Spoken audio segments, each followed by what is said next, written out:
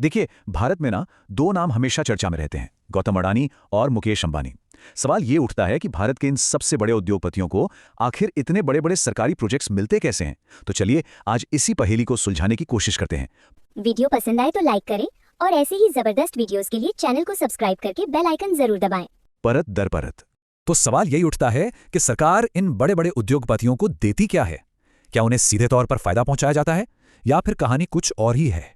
आइए आज की इस पड़ताल में हम इसी सवाल का जवाब ढूंढने की कोशिश करते हैं। तो सबसे पहले ये समझते हैं कि कागजों पर मतलब ऑफिशियल प्रोसेस होता क्या है। सरकार का तो यही कहना है कि सब कुछ एक तय सिस्टम के तहत होता है।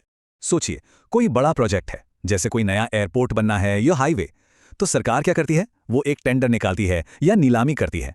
इसमें बहुत सारी प्राइवेट कंपनियां अपनी अपनी बोली लगाती हैं और सरकार का दावा है कि ये पूरी प्रक्रिया एकदम कॉम्पिटिटिव और ट्रांसपेरेंट होती है। और पता है, इसी प्रक्रिया के जरिए ये दोनों ग्रुप्स आज इंडियन इकोनॉमी के इतने बड़े, इतने जरूरी सेक्टर्स पर अपनी पकड़ बना चुके हैं। जहां अडानी ग्रुप एयरपोर्ट्स, स्पोर्ट्स और पावर सेक्टर में एक बड़ा नाम है, वहीं रिलायंस इंडस्ट्रीज टेलीकॉम और ऑयल एंड गैस की दुनिया में सबसे बड़ा खिलाड़ी है। लेकिन रुकिए, कहानी सिर्फ कॉन्ट्रैक्ट्स तक ही सीमित नहीं है।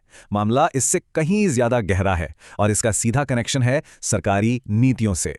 मतलब कई बार ऐसा होता है कि सरकार कोई नया नियम लाती है या पुरानी पॉलिसी में थोड़ा सा बदलाव कर देती है और बस यही एक छोटा सा बदलाव किसी एक कंपनी के लिए गेम चेंजर साबित हो जाता है। यह सीधे कॉन्ट्रैक्ट देने जैसा तो नहीं है, पर इसका असर बहुत बड़ा हो सकता है। एक दो एग्जाम्पल से समझते हैं तो बात और साफ हो जाएगी। जैसे जब टेलीकॉम सेक्टर के नियमों में बदलाव हुए तो रिलायंस जियो को मार्केट में तेजी से आगे बढ़ने में जबरदस्त मदद मिली। ठीक वैसे ही जब सरकार ने पोर्ट्स और एयरपोर्ट्स के निजीकरण मतलब प्राइवेटाइजेशन पर जोर दिया तो अडानी ग्रुप ने इन सेक्टर्स में अपनी पकड़ बहुत तेजी से मजबूत कर ली। अब जाहिर सी बात है, जहां इतना पैसा, इतनी पावर इन्वॉल्व हो, वहां विवाद और आरोप तो होंगे ही।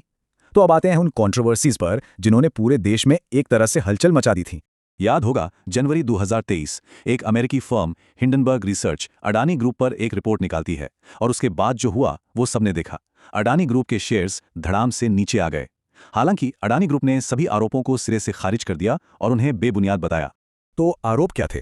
पहला और सबसे बड़ा आरोप था स्टॉक मैनिपुलेशन का, मतलब अपने ही शेयर्स की कीमत को आप कह सकते हैं कि आर्टिफिशियली बढ़ाना। साथ ही कोयला इंपोर्ट में ओवर इनवॉइसिंग के भी आरोप लगे, जिसका मतलब है कि कोयले की कीमत ज्यादा दिखाकर पैसा देश से बाहर भेजा गया।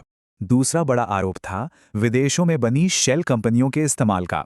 साथ ये भी कहा गया कि ग्रुप पर कर्ज हद से ज्यादा है। हिंडनबर्ग का दावा था कि ग्रुप का फाइनेंशियल स्ट्रक्चर बहुत ही पेचीदा है। अच्छा, हिंडनबर्ग रिपोर्ट तो थी ही, एक और बड़ा विवाद खड़ा हुआ था और वो था एयरपोर्ट्स के प्राइवेटाइजेशन को लेकर। हुआ ये कि अडानी एंटरप्राइजेस को एक ही झटके में, एक ही बोली में पूरे 6 एयरपोर्ट्स चलाने का कॉन्ट्रैक्ट मिल गया और इस पर सवाल उठने लाजमी थे। आलोचकों ने कहा कि ऐसा करने के लिए नियमों में बदलाव किए गए। अब देखिए, इस पूरे मामले को समझने के लिए कुछ बातें जरूरी हैं। एक तरफ आलोचकों का आरोप था कि नियम बदले गए कंपनी को फायदा पहुंचाने के लिए। दूसरी तरफ सरकार का स्टैंड क्लियर था कि सब कुछ प्रोसेस के हिसाब से हुआ है। और सबसे अहम बात ये याद रखना जरूरी है कि इनमें से ज्यादातर आरोप अभी भी या तो जांच के दायरे में है या फिर राजनीतिक बहस का हिस्सा। कोर्ट में अभी तक कुछ भी साबित नहीं हुआ है। और जाहिर है, जब बात हजारों करोड़ के प्रोजेक्ट्स की हो, देश के सबसे बड़े उद्योगपतियों की हो, तो राजनीति इससे दूर कैसे रह सकती है। और यहां पर राजनीति एकदम साफ साफ दो खेमों में बटी नजर आती है। एक तरफ है विपक्ष, जैसे राहुल गांधी, जिनका आरोप है कि सरकार कुछ खास लोगों को फायदा पहुंचाने के लिए नियम बदल देती है। और दूसरी तरफ है सरकार, जो इन सभी आरोपों को सिरे से खारिज करती है और उन्हें राजनीतिक हमला बताती है।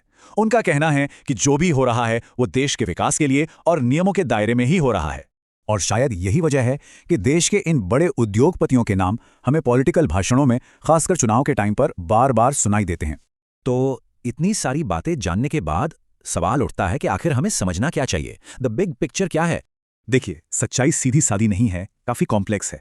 एक तरफ ऑफिशियल प्रोसेस है, टेंडर और नीलामी का, लेकिन दूसरी तरफ यह भी सच है कि सरकारी नीतियां किसी के लिए बहुत बड़े फायदे का दरवाजा खोल सकती हैं और इसी वजह से गंभीर आरोप लगते हैं, बड़ी बड़ी राजनीतिक बहसें होती हैं। अब चुप रहने के लिए किसी तरह की पेमेंट का कोई ठोस पब्लिक प्रूफ तो है नहीं, लेकिन हाँ, प्रोजेक्ट्स, नीतियों और लोन से जो फायदे हुए हैं वो तो साफ दिखते हैं। तो आखिर में ये कहानी हमें किसी एक जवाब पर नहीं, बल्कि एक बहुत बड़े सवाल पर लाकर छोड़ देती है। सवाल ये कि देश के विकास और कॉर्पोरेट पावर के बीच वो सही बैलेंस, वो सही संतुलन आखिर होना क्या चाहिए।